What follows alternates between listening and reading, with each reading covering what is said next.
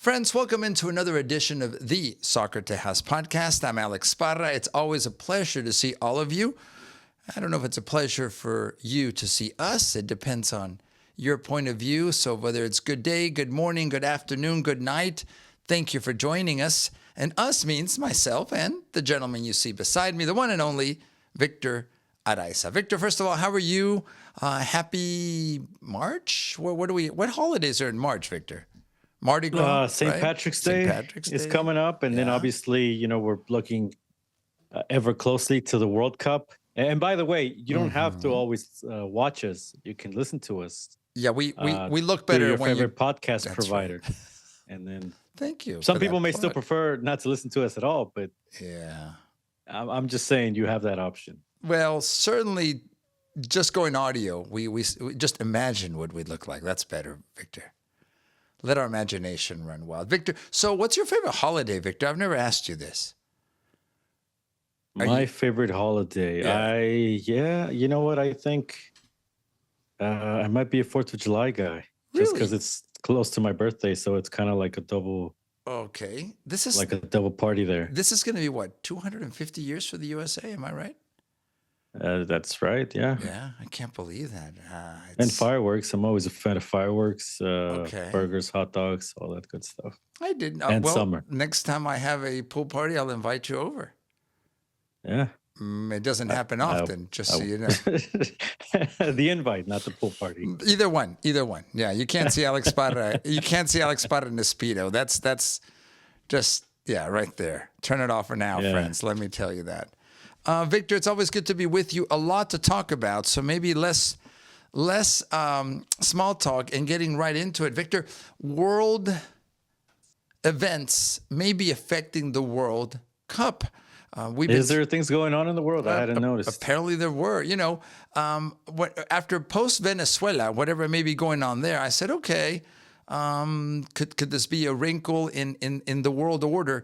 What's happening right now with the war with Iran? Yeah, we had Mexico imploding there for like a day. Yes, right. The narcotraficante, whatever that was in Puerto Vallarta. Or the capture, in different places. Yeah. So that got us thinking, could things be affected in Mexico, Guadalajara, Mexico City, other places? But what's happening with... What's Canada got going on? Not much. I guess Canada's very tranquil, right? They're traditionally tranquil people. Pat Olmsted is Canadian. He seems pretty laid back, right, Victor? He hasn't yelled at us much, so I think that's a good thing. Yeah. I don't think Pat's ever yelled at us, has he? No, it's a very passive-aggressive... Well, I don't know about that. No, anyway, maybe the wrong Canadian in this case. But Victor, what's happening in Iran, number one, is serious. A lot of people are affected by this. Apparently, so is our world economy. The price of crude oil that translates eventually to the price of gasoline. And now there's talk of the teams that may or may not be participating in the World Cup. What is your take, Victor, on countries from the Middle East, for one reason or another, being affected by this? And potentially Iran has qualified, if I'm not mistaken. Will they get there? Iraq potentially can still qualify, but they have to still... they're in the playoff. In the playoff. Which is happening this month, by the way. And exactly, in Mexico, March. We had talked about that. Yeah. So does all this throw it into conflict? And I have to go with one more and forget all the small talk. Very serious. The security issue, Victor. Is this something we should be worried about? It becomes a potential target. And would that affect us? Or, as we've said in previous podcasts, Victor, we're all going to be united by the soccer ball, by the World Cup, and for at least that month, we can take a break from the hostilities. Is that a way to look at it?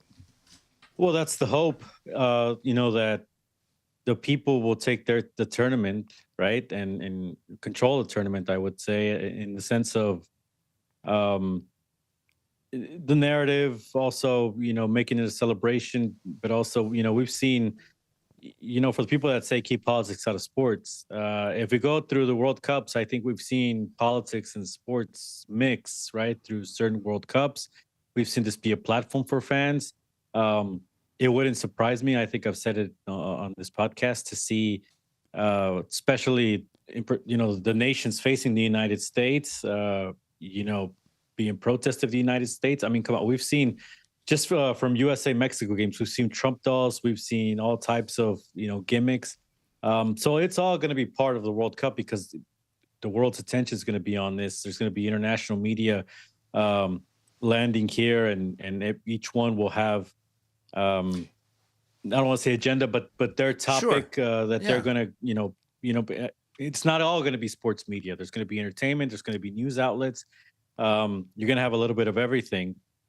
So I think, it is going to mix a mix of everything. But I think to answer your question, I do hope that it becomes, the best examples I can give you is Russia and Qatar. Those were looked at as controversial World Cups, controversial hosts. Yeah. And I think a lot of fans that went to those World Cups said they had great experiences. So I think you'll see some of that. We'll see also how this develops through the coming months. But I mean, I do think overall the passion of the sport, the people, will hopefully rise to the top of all of this.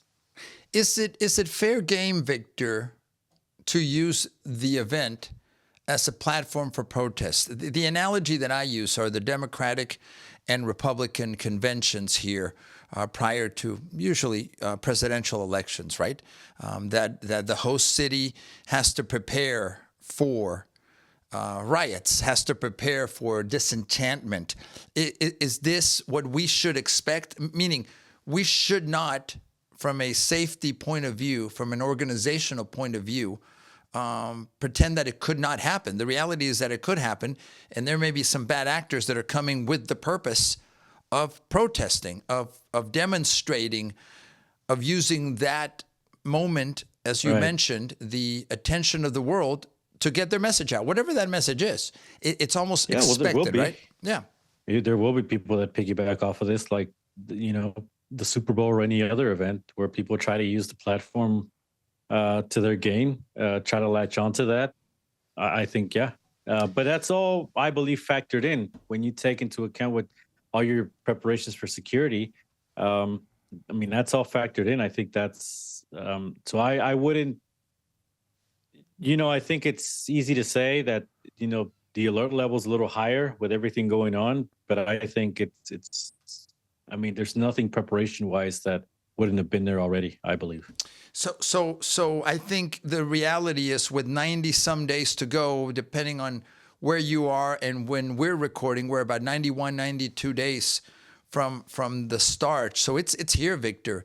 The last minute preparations are being taken care of, not only in Canadian cities and Mexican cities, but also here in Houston. Let's bring it to our backyard, if you will. Have you seen things improving relative to traffic, the stadium, events, etc.? I'm seeing a lot more attention finally from the media because it's getting so much closer.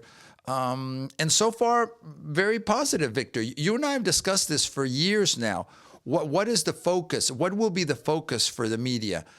Some will take it at face value, enjoy the matches, and be out at the celebrations from the different people. The different fans from different countries arrive and play on that. I've yet to see really much criticism, Victor. You mentioned Qatar, you mentioned Russia. We're not seeing yet polemica. We're not seeing yet any, in my opinion, any drama yet. The most drama I'm seeing, Victor, relative to the United States is what's going on in Foxborough. But most cities tend to right now still be enjoying what's about to happen and seeing it as a positive. Is that your experience? Is that what you're seeing? Yeah, look, I think, what's kind of a little bad about this is, everything but soccer is taking the attention in this World Cup, right? And how much is going to be talked about the game. I don't know.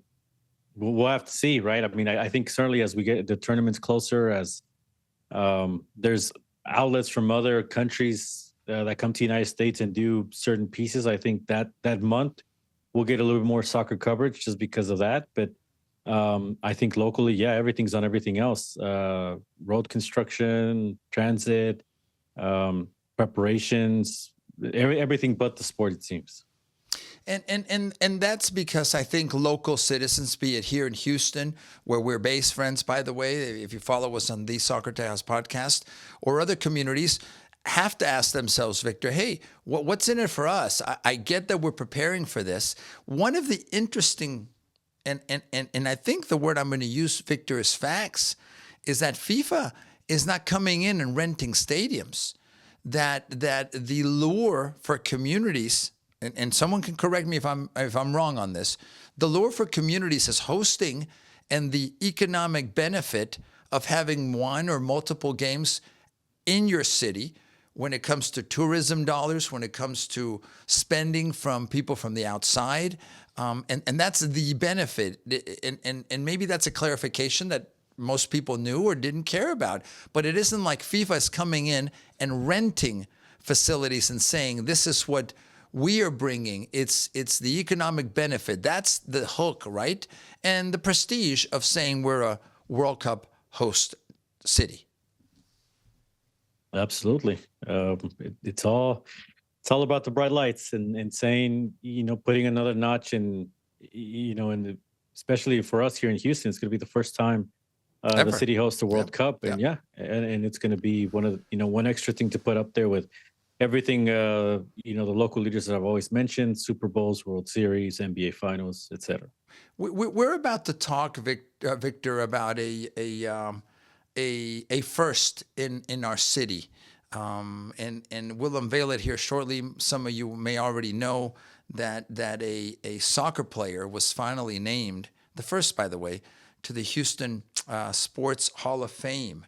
And this player is a no-brainer to me, and we can have that conversation. But we talk about the history, Victor, of soccer in Houston, and it seems like the history is now really being written by this generation. What I mean by that is, we know there's a long history of soccer in Houston that goes back decades and decades. It goes back generations, really.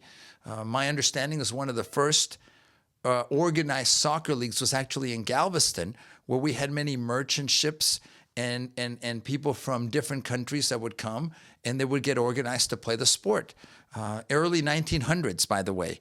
But really, the history, is this a time to be writing or rewriting Houston soccer history, Victor, because of the attention? Never have we, the city, hosted a World Cup, and never has the importance and or focus on Houston soccer ever existed. You and I lived this a few days ago, Victor, when there was an announcement of the Legacy Project, the Free Kicks Project, and bringing together youth clubs, which to me, again, is a first. It never happened.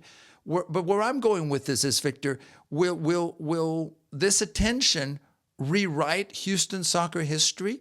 Because it previously didn't exist. And you and I had a debate off camera about this, that, hey, there's this whole history of soccer before the Houston Dynamo and the MLS. And one of the things that we discussed, Victor, was that, well, the problem is it's never been written. Leagues may have existed. Players may have come through here. People may have won or lost a lot of money in this business, but nobody ever wrote it down because we weren't organized about it. So does my question or we point certainly make don't sense? have the media coverage that has documented it. True. And again, this is where also the importance of, the big legacy media, right? The mainstream media, to document this, to have this on record, because you can do it for your own blog, you can do it for on an independent basis, but it does, I think, right or wrong, carry a little bit more weight when it is in the archives of the Houston Chronicle or the archives of some of these, TV stations that do some features. Now, I think you can go back into the Houston Chronicle and certainly the the now and the Houston Post, by the way, that was the Houston Post, which doesn't exist anymore, but correct. was I guess merged with the Houston Chronicle. We can go back and look at some of the archives of soccer, but I don't think, especially this year, I don't think anybody's going back and looking at that history. Certainly not that I've seen in mainstream media. And so when you talk about rewriting history, I think inadvertently that's what's happening here a little bit when there's nobody to shine the light on the past. If the local leaders aren't going to do it because they haven't. Everything I've seen, and this is coming straight from me, my opinion, everything I've seen from the Houston Harris County Sports Authority, from all their efforts, from the years building up to this World Cup, I have yet to see a nod to the past. I have yet to see anything where they talk about the prior leagues, where they talk about the Victor Delgadillos of the world, where they talk about what you just said, the traces to maybe early 1900s Galveston or organized soccer leagues. There's no talk about that. Like you said, the only soccer that exists is pretty much what happened today. Brian Ching gets inducted to the Hall of Fame because he's part of the crowd with them, and that's like, so it's not saying it's undeserved. Of course it's deserved. I would even say that it's been better late than never, because how many years have we had of the Houston Sports Hall of Fame? Brian Ching should be an automatic shoo-in just on the soccer category, because we knew that was going to be the first inductee based on recent memory and obviously what he did here with helping the Dynamo win 2 MLS Cups.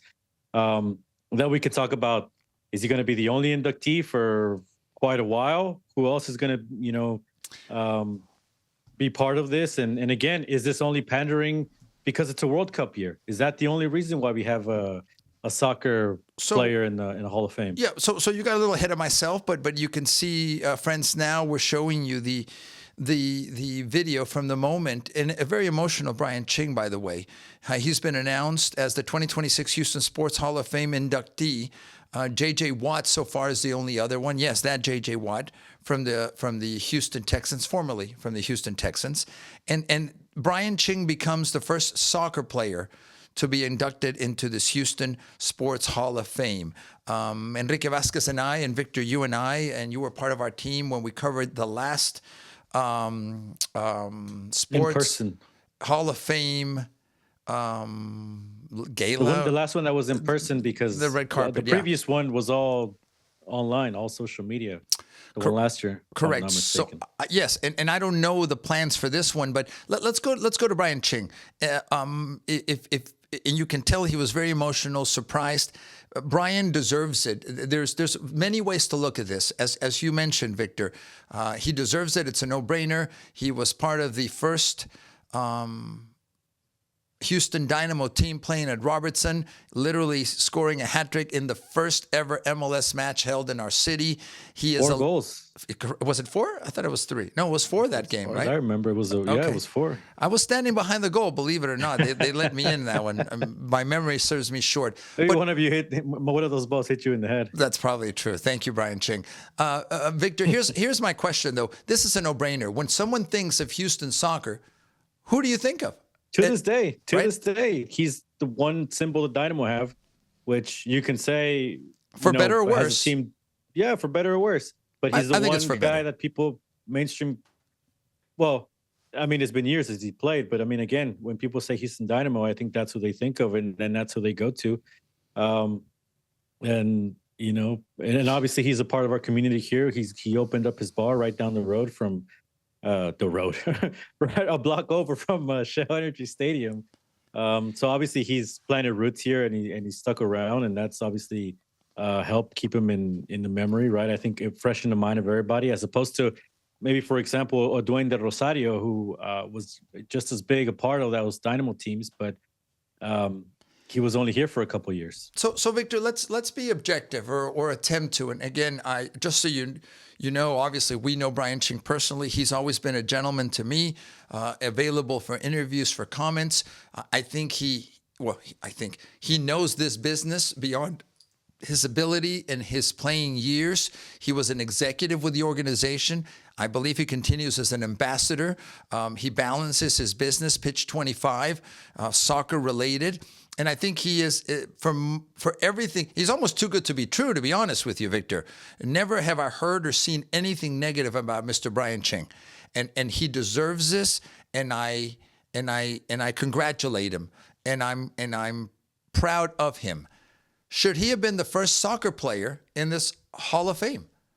I don't have the answer to that because we don't have anyone else in the running. Name 3 other players, Victor, beyond Brian Ching of any era of Houston soccer.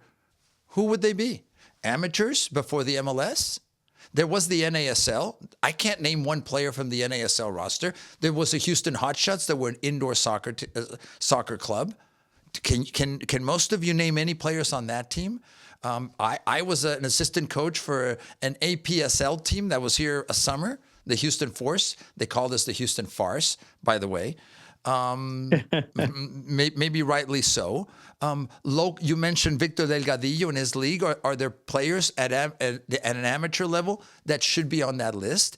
How do we get to find the right mix, Victor, of honoring history, honoring reality-based, honoring today, and then saying, yeah, should there be a Houston Soccer Hall of Fame, and who would be in it and why? We've kind of talked about these things at different moments, Victor, but how do we take this moment? First of all, I think we should be proud of Brian.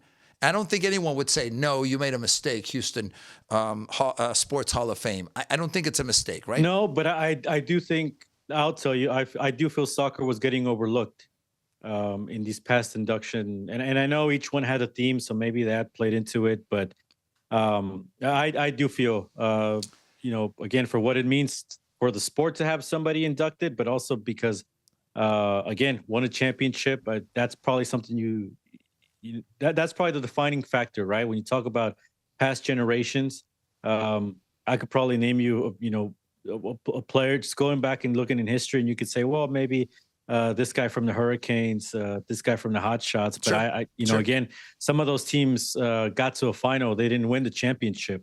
This Dynamo was able to win it. Yeah, he was. It wasn't just winning it. Obviously, Brian had a big part in that first one. Tying in extra time. The Dynamo went on to win on penalties. It was the first year the team was here. He got injured for the tail end of that second run, but he was still a big part of it. He was part of those teams that got back to the MLS Cup. What was it, 2011, 2012? Again, Shell Energy Stadium, the house Ching built. That's what they call it, right? Because that's, it was part of a team that fought for getting a stadium built in Houston so they wouldn't have to relocate. It was also, again, the return of professional soccer. So that's why the championship was extra important, not just for the sake of just getting a trophy, which is nice for, as a city and for fans, but also because this was a city that for years was trying to have an MLS team, finally got one through to relocation. And then this is a generation with Brian as one of the leaders that cemented it. And like I said, post-career as well. It might not all have been rosy because he had a little stint there with the Dash, not the most successful as GM, but he's been involved in several aspects, as you said, of the organization. Now continues to grow the game through his restaurant, through his bar. That's right, again, a block over from the stadium. It's the first place people or leagues, when La Liga, Bayern Munich just came and had a party there. Whether people like that or they don't, I'm sure other bars around town are thinking, hey, we'd like to have some of those events too. But again, there was a long time. I mean, even if we just go in that, there's a time when we were hoping there was pubs, right? There was just places that you could go and watch a game in Houston. And Brian is essentially built a mega space down there. Again, I think he's the right guy. I think he should have been in sooner, but maybe they were holding this one in their back pocket just because of the World Cup. Sure. But again, is he going to be the only one for a while? Those are the things because you just mentioned, for example, a guy like a Victor Delgadillo who grew the game grassroots for many years, right? Probably will never get the spotlight, the recognition. Certainly, we haven't seen in mainstream media. I think, and you could probably speak more to this because you were around as opposed to. You're calling me I've old. only You're heard. calling me old again. Thank you, Victor. But I'm saying, but you have the personal account. That's a guy we can probably say that is a part of the Houston community that deserves to be at some point in the Houston Sports Hall of Fame. But will a guy like that get in, even though he's not a professional player of any sport, right? And there's other names we can go on the list. There are many about. names. Oh yeah. And that, but I mean, those are the questions that come up. But ultimately, at least we finally got a guy in there. Obviously, Brian was going to be the first one, and obviously, it's deserving. It is deserving. I don't think there's any argument, and I think that's one of maybe the points here, Victor.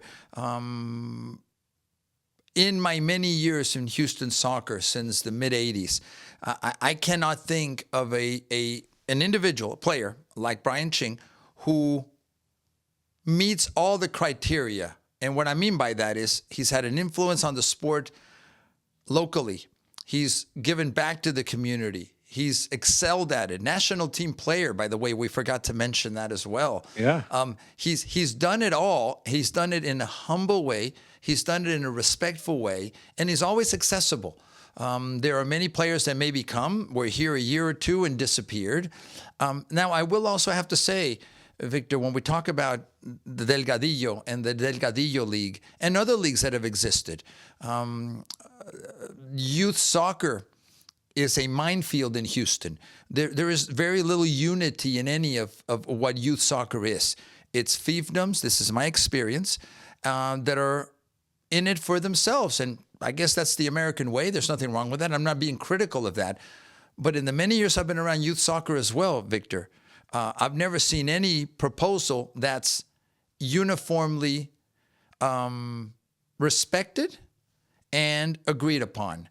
It's 15 people and 15 different ways of doing this. So in a way, I am happy that we've been able, in the last 2 weeks, talk about the free kicks program that's uniting youth soccer, as united as I've seen it, and then finally a soccer player being named into the Houston Sports Hall of Fame. It was long overdue, and I think Brian is the right one. Now, the conversation also, Victor, to me, when I've talked about the Houston Sports Hall of Fame, and we've been there during ceremonies, I still I have questions about who selects and why.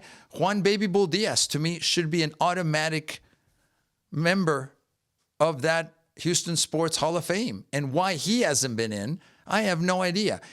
To me, it's... We're waiting for the Boxing World Cup to come to town. Maybe that's what it's going to take. Let's give this context, friends. There's a thing that I visited in Cleveland, Victor. It's the Rock and Roll Hall of Fame, right? And by the way, right now there's voting going on for the next class of inductees. This isn't a science, Victor. This isn't a mathematical formula that gets us there. It's subjective, political, business of continuing this legacy. I'm not poo-pooing on it. I don't see it as a negative. But we shouldn't get so worked up one way or another about, hey, this is right, this is wrong. It's meant to be in some ways controversial. What I can say, Victor, is that it's taken so long for Brian Ching. You know why? Because you're right. The so-called in the past, mainstream media didn't care for soccer. They didn't care for our sport. They had no idea who Pelé was. They had no idea who Maradona was. Maradona could show up and go shopping in the Galleria, and the old school ABC 13, Channel 11, and Channel 2 wouldn't care because they had no one within their structure that cared or knew about the sport. Many of the old school broadcasters, Victor, that I grew up with, they avoided soccer out of ignorance. I'm saying this. It just happened a few weeks ago. We had Heung-min Son come through town. He's got more Instagram followers than the Astros, the Texans, the Rockets. I think even combined. Superstar from South Korea. Going to be one of those, if all goes well, obviously, I would think he's going to be one of the stars in the World Cup. And not a peep. You didn't hear anything when he was in town. filled up the stadium sellout for Houston Dynamo. Victor, I'm probably gonna get bad little notes about this, but it's the problem with why sports radio is disappearing. When all they talk about is one or two teams. Why? Well, because they have a contractual obligation. But the so-called sports commentators, they never grew up playing soccer. I would say they grew up playing no sport at all. And they like to talk about it, but they don't have the background. So it's out of ignorance. I know so many current and former voices on the mainstream English language radio that don't know soccer. So yeah, they're not going to embarrass themselves. They're just not going to talk about it. So that's part of it. What does surprise me, though, Victor, again, is that the mainstream sports are I'm going to use this term, are allowing this to happen. Soccer is now here. Well, I will tell you something.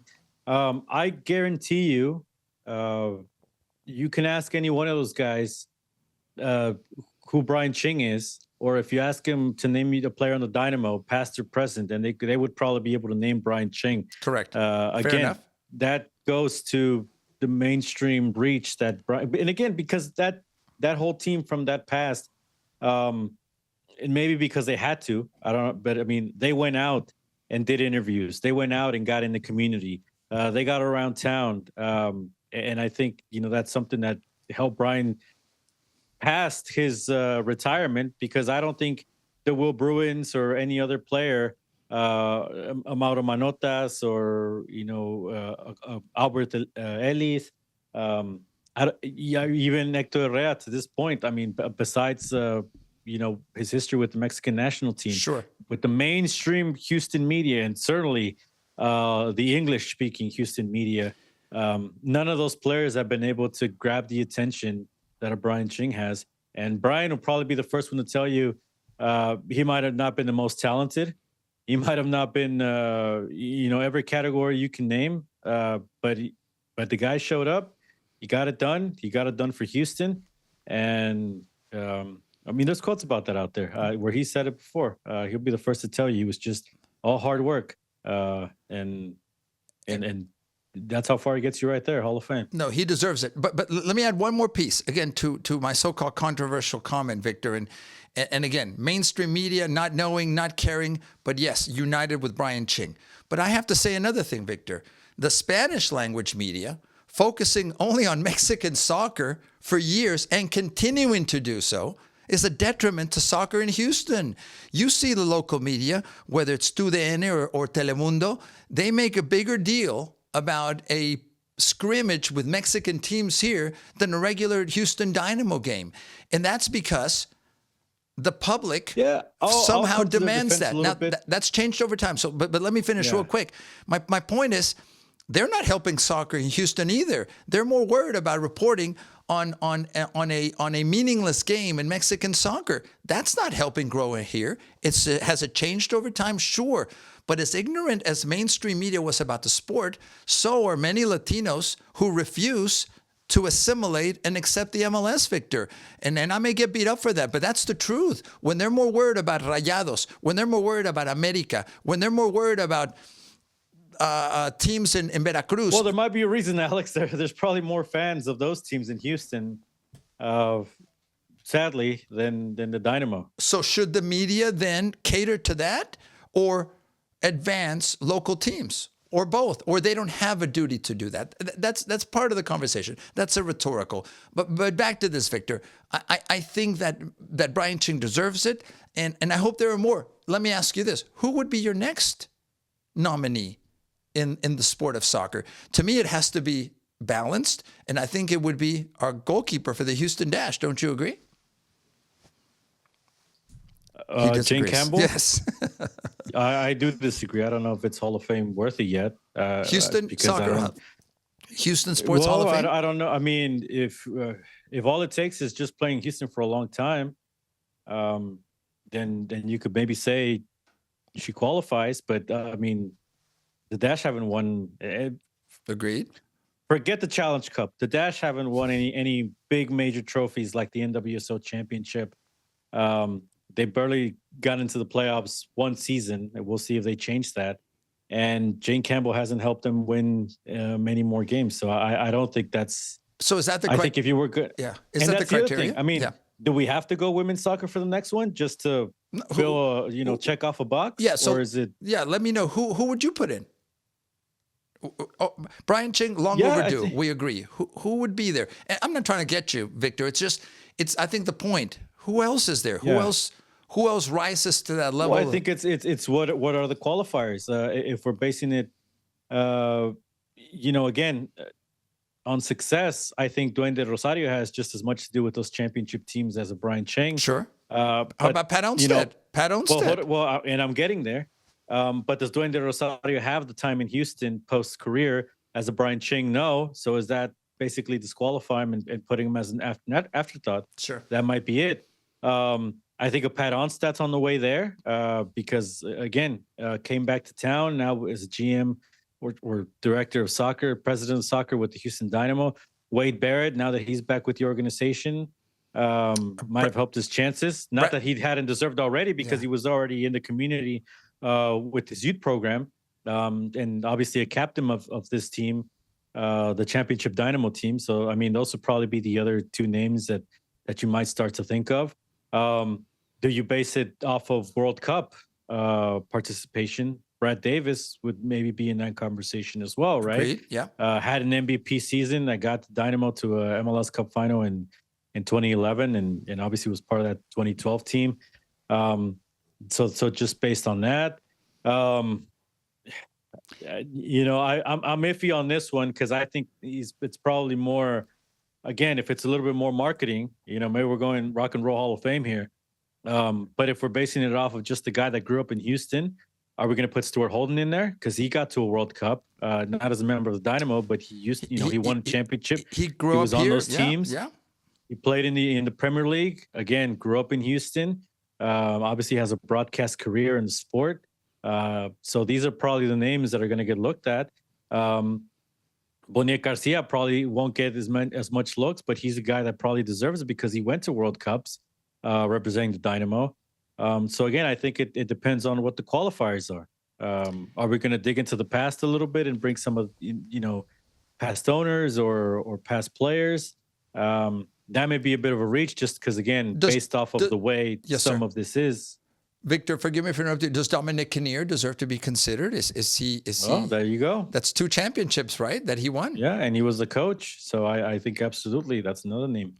I forgot, but you're right. What about Oliver Luck? Oliver Luck put all this together, and he's got roots to Houston that go beyond the sport of soccer, right? With the Sports Authority and obviously the president of the Houston Dynamo and obviously playing career as well, right? Maybe that one, maybe that's much. But I mean, he's been part of Houston for a long time, and I think, but these are all names that I think tied to the Dynamo that would potentially be the next in line. But again, when would be the next induction? Do you think this is going to be an annual thing? Do you think they're going to induct a soccer guy every year? No.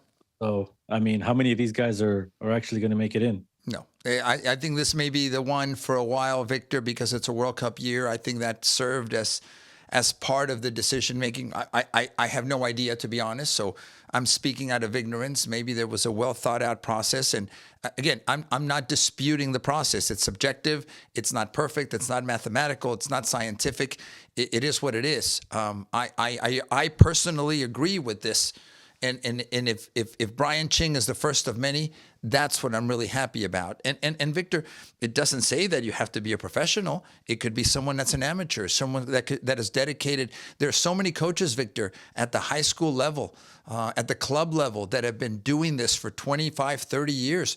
Do they deserve to be part of this Houston Sports Hall of Fame? Why not? Are there different categories beyond the professional level where you can look at the contribution that these men and women have had, referees? There are many ways to look at this, but the news, friends, if you hadn't heard, of course, is that Mr. Brian Ching has been named as one of the inductees to the 2026 Houston Sports Hall of Fame. Victor, we've got to keep moving here, Victor. Let's talk about a little bit about the Houston Dynamo, the last game out against LAFC, and the 2 red cards made all the difference. Yeah, they didn't have a game this weekend. That's right. The grass didn't arrive up in in Foxborough in time. Ooh, and finally, they were able to clean that up. But how do you see the team getting ready for Portland? We'll run a little bit of Portland data here, so you can kind of see who they'll be playing against and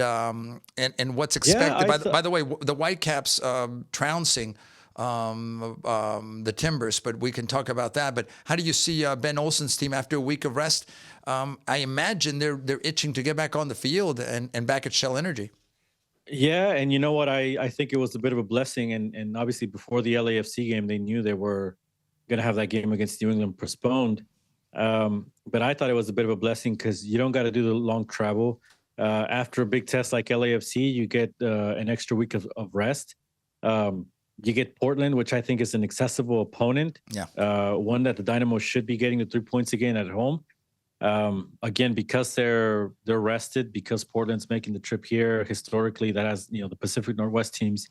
If you look at the records, I think haven't done as well. Making the long trip to Houston. So those are my thoughts. I think this is a game where they should be getting the 3 points. Vancouver just went to their house and like you said, got a result, and maybe that right there is the blueprint to. But I think Houston has been getting some results here the past few years against Portland. I don't think this is as strong a team that it used to be years ago. So yeah, I go back to it. I think it should be 3 points, even with the injuries, even with and the red cards changes in the team. That have to be served out, right? And the red cards. You're at home. I think you can set this up in a way where you have enough time to prepare to see out the 3 points. I don't think Portland's a big monster that you can't tame. I agree with everything you've said. I think this is a great opportunity for Ben Olsen and his team to secure, even with the changes that are going to be necessary defensively and in the midfield, to find a way to pick up a victory against Portland. So we'll see, friends, how they do when it comes time. 7:30 kickoff this Saturday at Shell Energy Stadium. We invite all of you to watch, to follow our broadcast in English and see what Houston can do. And then maybe, Victor, we start thinking about where the MLS is relative to, for some teams, it'll be 4 games played. For the Dynamo, it'll be the third. But there's let's talk a little bit more about the Dynamo first, Victor, about how there's a former player that is now back with the team, Ibrahim Aliyu. And I hope I'm pronouncing that right, the Nigerian. He was traded off to Columbus, and now he's back. Yeah, they shipped him off. Is that strange that it's happening in less than a year? Is that just the business? Well, and I don't think we got to see him enough under Wilfred Nancy, the former coach, and the changing coach probably opens the door for Ibrahim Aliyu to come back. I always thought it was Aliyu Ibrahim. Those are always they always interchange. But look, we'll clarify. What yes. I can tell you is that I think he got a bad rap that he wasn't as good a player here. I certainly didn't expect him to score a lot of goals, but I'll be happy to explain. I think he's an explosive player. I think he's obviously got speed. I think when he first arrived to Houston, he showed some of those qualities. The problem, I think, is in this tactical setup, I feel sometimes, right or wrong, they overload players with data. Mm-hmm. They overload them with instructions. And so I think a raw player like that, they almost shackled him to his detriment. And I don't think he got to show his best qualities. Now in this new setup with basically 5 at the back, we'll see. He obviously knows how they want to play him. I don't think he was getting much playing time in Columbus. But I think if the Dynamo could loosen the reins a little bit and let him find that offensive spark that he had in his first couple of days in Houston, then I think, he can be a good piece to your attack. We mentioned this before, surrounded by other quality players. When you have guys like Bogusz, we'll see Ponce if he comes back here. McGlynn. I think when you have support like that, a player like this can flourish. But of course, you got to let him you got to let him play to his best qualities. If they're going to bring him here to defend, I don't know if we're going to see the best version of Ibrahim Aliyu. Victor, I think you make an excellent point on the tactical side. And in general terms, I agree with you. The instinct the natural instinct that a player may have, or playing to his or her strengths, should be used, especially when it comes to speed, especially when it comes to getting forward. And if you do overload someone, and maybe this is a question to ask Ben Olsen, in fairness, the data-driven teams, Victor, have changed not only the MLS, but have changed sports in general. And it's less about the feel and the instinct that comes from a coach or coaching staff. And that can fit certain players that know exactly what to do, and then they quantify that. And then in the post-match review, they look and say, Coach, you told me that my percentage needed to be 73% getting back on the left side in 2v1 situations. Man, I get that, Victor, but if you're thinking about that while playing, maybe that stifles some of your natural instinct. Again, right or wrong, I just think they got into his head too much, where you could tell that in his play, and you could tell that the confidence wasn't there. And I think, again, you have an offensive player with qualities to be able to score quite a few bit of goals in this league if you apply him the right way, and certainly with the guys that he has around him. I think he can flourish, and with Anali, I don't know. For me, I think the possibilities here are fruitful for a Houston Dynamo team if they depending on how they choose to play this. So we'll see. So a positive return for this player. I like it. I mean, I don't think you're losing too much. They certainly need bodies right now, I think. And again, it's someone that you already know, that already knows your team, and Correct. It's a fresh start. And I think that's something that it's hard to do while you're in a team, to kind of just start fresh and say, listen, today's a new day, clean slate. I think he needed to go to a different team. Maybe the coaching situation, again, didn't work out there because I think Nancy ended up leaving. But coming back, and we'll see what this turns into. But I like it more than hate it, obviously. I think, and again, considering the way I feel the team is going to be about managing a budget and not spending as much on players outside the league, that I think basically they've done other spending, certainly for the time being. So I think, in addition like this, it obviously fits into the budget as well. So why not? Victor, speaking of coaches, another addition to the Houston Dynamo, Coach Ezra Henriksen, joining Ben Olsen's staff as an assistant. Previously, he was the head coach at Chicago. He's been around the league as a player, also representing his national team. But he brings experience. Speaking of knowing, he knows Ben Olsen. He knows the system. Is this a good addition, Victor? And again, is this a criticism on his current staff? Or is this just, hey, I really want to head in the direction of adding more pieces? They've added players. We've seen that. The spending has happened. Is this just an indication of the team wanting to commit and get as much knowledge and support as possible to go even beyond the playoffs? Is this a good move? Is this the right time? Well, we'll see. I don't know what to make of much of this move. I mean, obviously you're adding like you said, a coach that has experience. Is he going to be an advisor to Olsen? Is it just going to be another voice?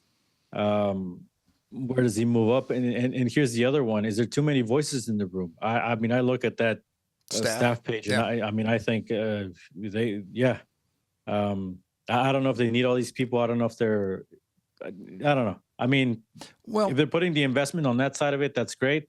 I like to see him put more investment on the field with some of the players, because I think you can have, well, unless Ezra Hendricks is going to be the coach that kind of unlocks a lot of these players, I don't see that coaching has certainly been what is changed things around in Houston. Let's put it that way. We've had Josh Wolf coming through here. He's gone.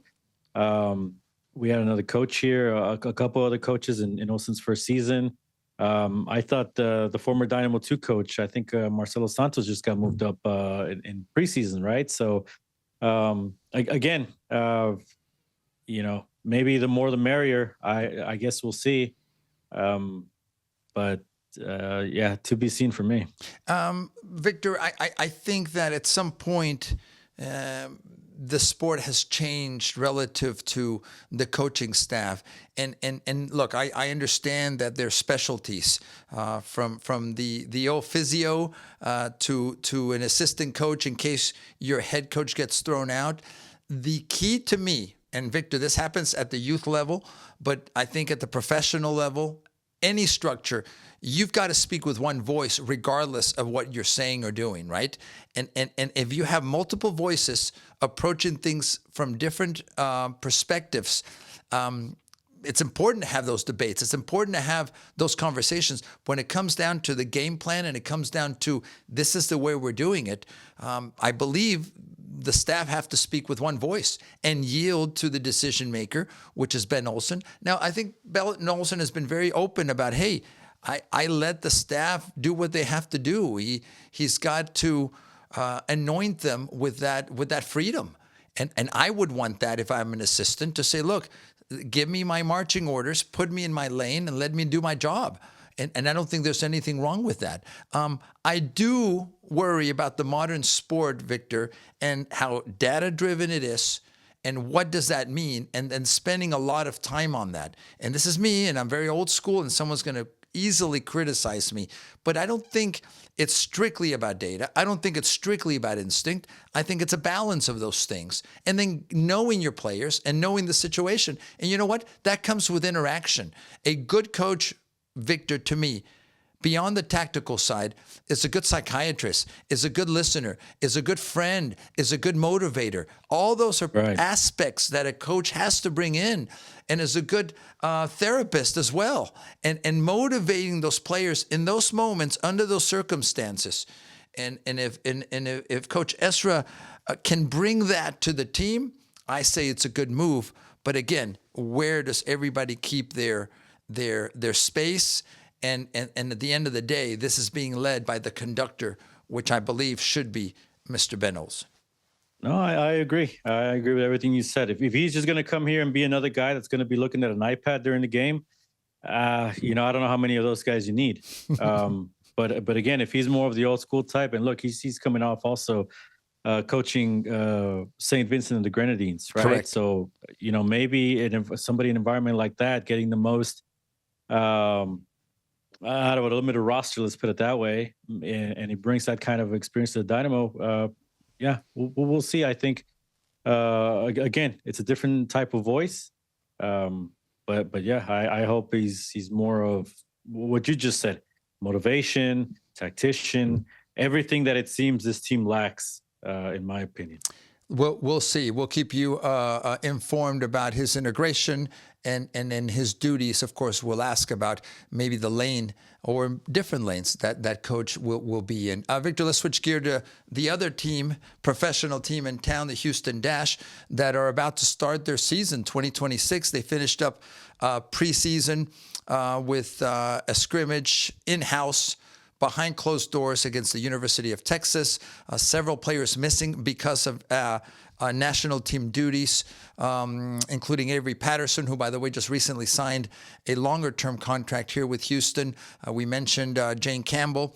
But how do you see this team? I know it's early and there's been changes, there's been movements. A core, though, there of players that I think and the final roster was just named recently, that know Fabrice Gautreau and vice versa, that Fabrice Gautreau knows them now.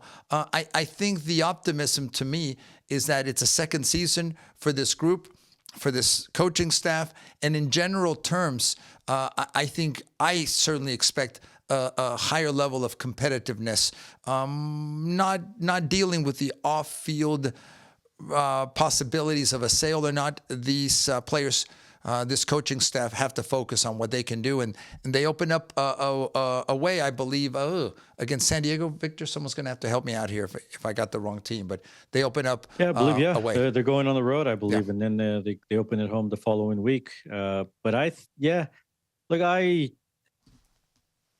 there is so much going on with the Dash that it's hard. If we just on the field, I think we've talked about they got to start getting the results. These ladies have to, as their slogan is for this year, prove it. The same thing I've said for the Dynamo. They got to start off on the right foot if they can help it. They got to start scoring goals. They got to start showing a different face of this team, that they can be an entertaining product, that they basically raise their hand also through the noise. Yeah. Now shifting to the off the field, that's been the disappointing part to me. I think they've become an afterthought. Certainly with the World Cup this year, that's obviously that's taken the spotlight. I've heard so little of them in this offseason. The most I've heard around the team is the jersey, right? Which is basically for the design and I guess for the meaning behind it. Nice jersey. I like it. Yeah. And I mean, but I don't think we hear enough about who the players are. I don't think there's enough to build some of these players, to tell the stories of this team, to get Houston, the same thing I say with the Dynamo, to gravitate towards this team and make you want to root for them and build that connection. And so I think that's, part of that they can build themselves by getting results and by making themselves known with goals and assists. But the other side of that is, and maybe that's why there's a potential sale, right? Because they're not seeing the results. I don't know. I also think it has to do with the NWSL valuations. There's talk about a potential another expansion team coming in. So who knows if that's going to hold the sale back. But, I just think for the women's sport to thrive in Houston, we gotta have this team wake up a little bit. Victor, and friends, as many of you know, that we have been broadcasting the Spanish language games last season, a couple of seasons, and one of my disappointments is the lack of fans at Shell. This is a soccer city. We've talked about that. The youth game is huge. Whether it's young boys or young girls, men or women, to me is secondary. This is a good product. I've lived it. I see it. I see the passion. I see the preparation. What is missing, Victor, in I don't even want to say filling up the stadium, but getting regularly 8, 9, 10,000 people. The team hovers around 5,000. And is that enough? I don't think so. But do you think this somebody year can correct me? Sure. But I don't know how much help they have. I don't know what fraction of the resources they have compared to the Dynamo. So I think that's a fair question. Sort of starts there. Yeah. Do they have the same sales staff? Do they split the sales staff? Do they have their own sales staff? And the same thing, with the marketing department. And if they're splitting staff, how much time is dedicated to the Dynamo over the Dash? And I think that's been a topic of conversation and obviously of concern with fans in the past that want to see the team succeed. That could be a reason for, it's not just a sale. I believe Ted Siegel's mentioned. It's also the potential of adding additional investors. So maybe that could help bring in investors on that side of the game. So I think it's all the problems the Dynamo have.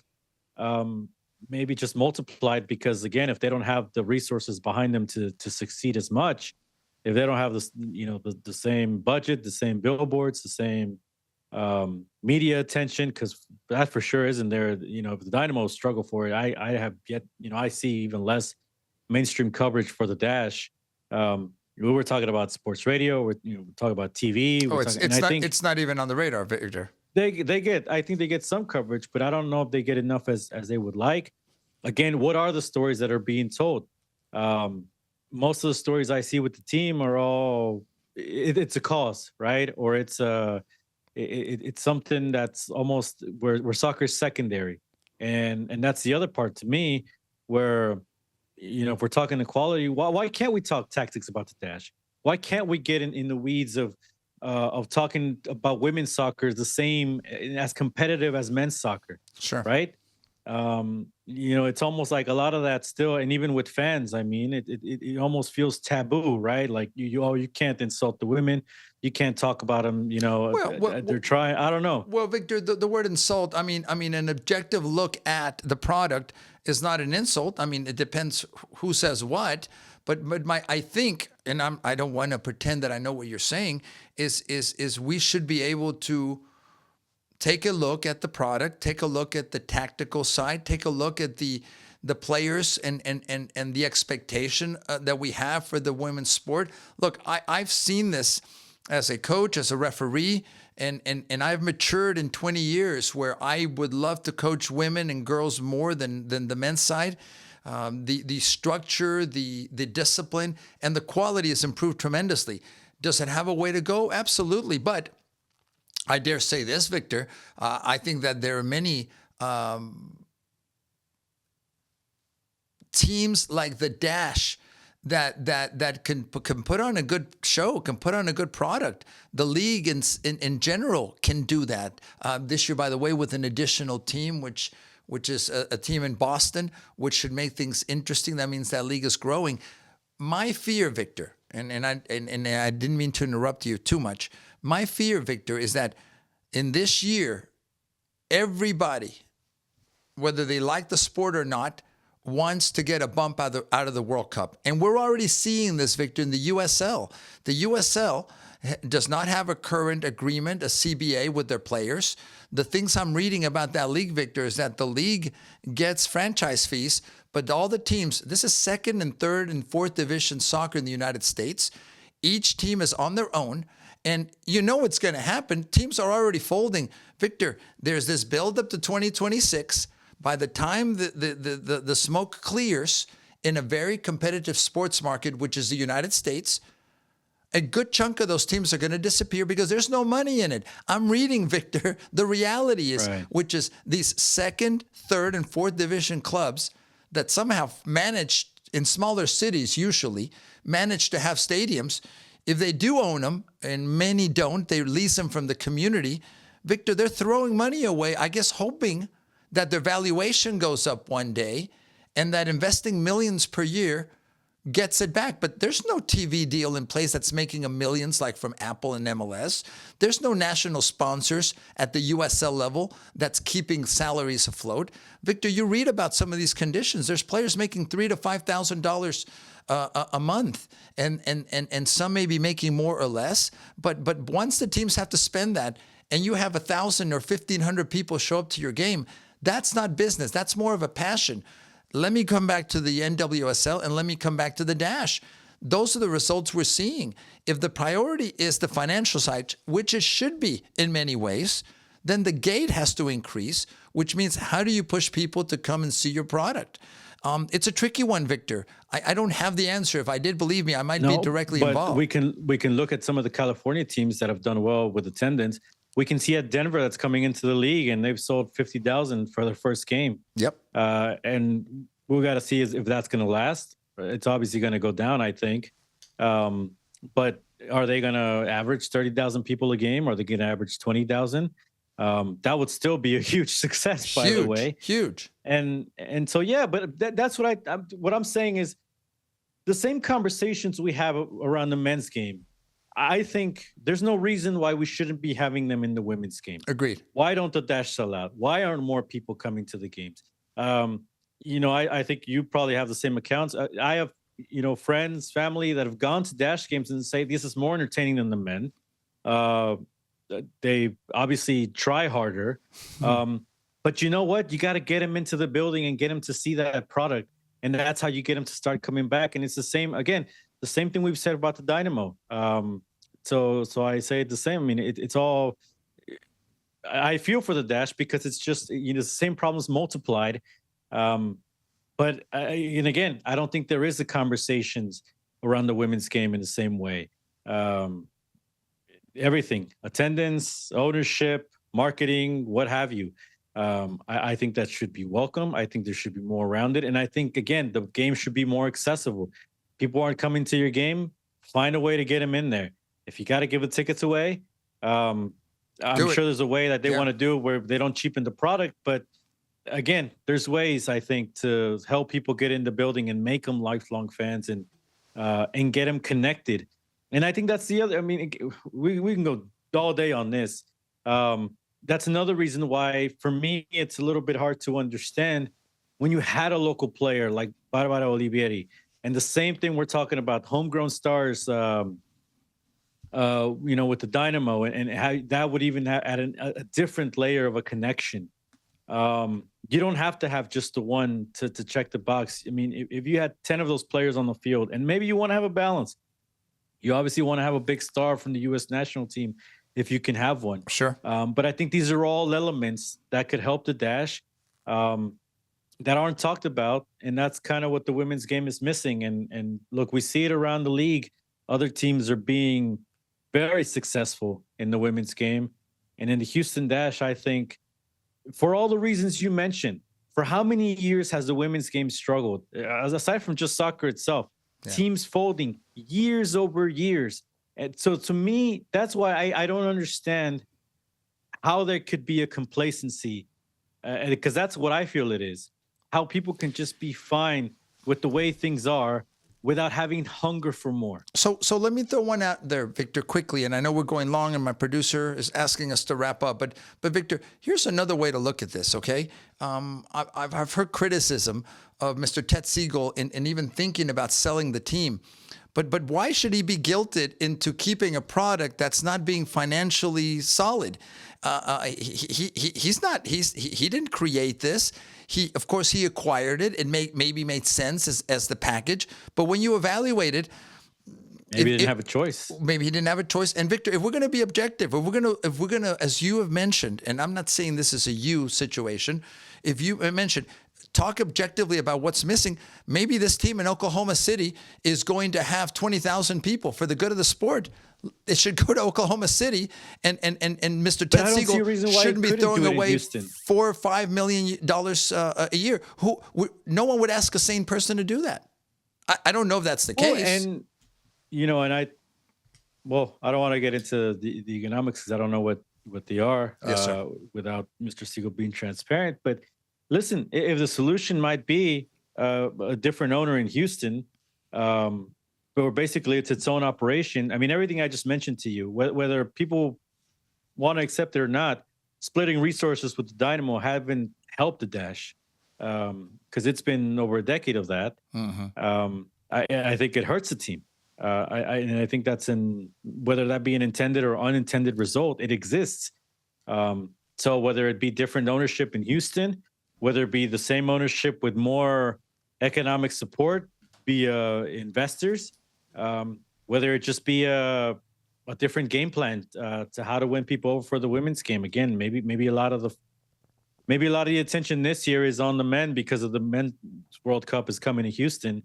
And that's where I said maybe they become an afterthought here to the hospitality package and the fan fest that's going on in Edo and all of these factors. But certainly I think, it all starts on the field, with the product on the field. And, I don't know if Gautreau has the team to make magic happen this year. He's got a few good players, and I think we'll see what they're made of, certainly. But I would like to see them. Well, it's easy for me to say. Maybe they might say, listen, I don't know how much money they're making, right? But certainly, I think for all the people that have fought for the sport in the past, to just try to have a league that's been permanent, you finally have a league that's established. You have a team here that's, I think, for the moment, here to stay, even with the potential sale. I think it's been kind of made known that that's kind of the conditions or what's the hope. So I do wish that the team would have more life to it. I don't know. Again, at some point we had Jessica O'Neill become the president of the Dash. We thought the Dash were finally going to have its own staff, a dedicated president, a dedicated general manager, a dedicated now technical director. I don't want to say they have it good, but I mean that's pretty much what you would ask for, I think, to try to have some stability, to try to have a good operation going. I don't know if I don't want to say if they know how fortunate they are, but again, I think compared to some of these players of the past, and I would think Andrew Huckley's being part of the team would be able to echo that message to every player. Yeah, I mean, I think it may not be the best times, but I think it's good enough times where you can build on this and grow the sport. Otherwise, I don't want it to be like you just said.